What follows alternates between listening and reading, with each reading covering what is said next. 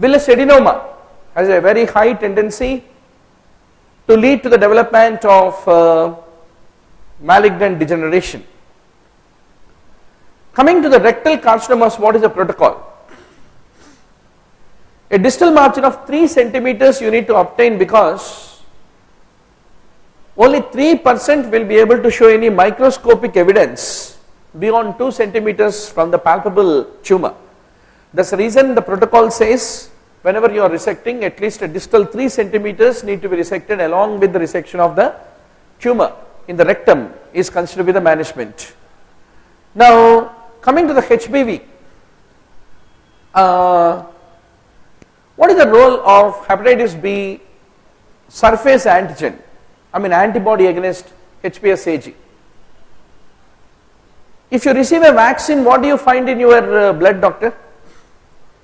Do you find core antigen or core antibody or envelope antigen or envelope antibody or surface antigen or surface antibody or everything? Only antibody against the HBs in the housemanship when you receive a vaccine. So when you do MD, your thesis is viral hepatitis. Before the chief awards you the thesis, he will ask you to go and check your anti-HBs titers. That is the story of vaccine. But if you get a natural infection of hepatitis B, 90% of them don't go into chronicity. They develop antibodies against the surface antigen and they will overcome it. In them also, do you want to check the titers?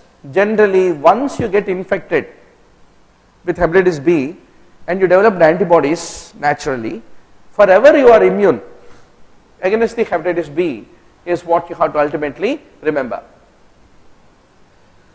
Now, what is an indication for cholecystectomy? It is a gallstones in a patient with intermittent episodes of the right side upper quadrant pain. Similarly, asymptomatic gallstones in a diabetic patient also becomes an indication, though they are asymptomatic, for you to operate on him and do cholecystectomy.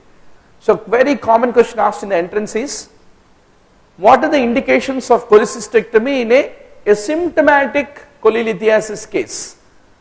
4 to 5 indications which you need to review thoroughly. Now, a 60 kg, 30-year-old woman, 80% burns, first 24 hours, how much you want to give? Parkland formula. If you don't know how to calculate, you will end up in a park. So, be very sure to review that. I leave to you the literature, doctor, how to basically calculate the fluid requirement.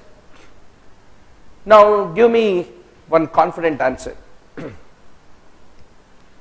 Tumbling motility, meningitis in newborn, unpasteurized milk will remind you of which organism? Who will give me correct answer? That's good. Hyderabad, Guntur, Varun, Tirupati, Dr. Navya, everybody is right. Listeria, Tirupati said Proteus, Listeria. Now, what is a clue to say that there is an adequate fluid resuscitation?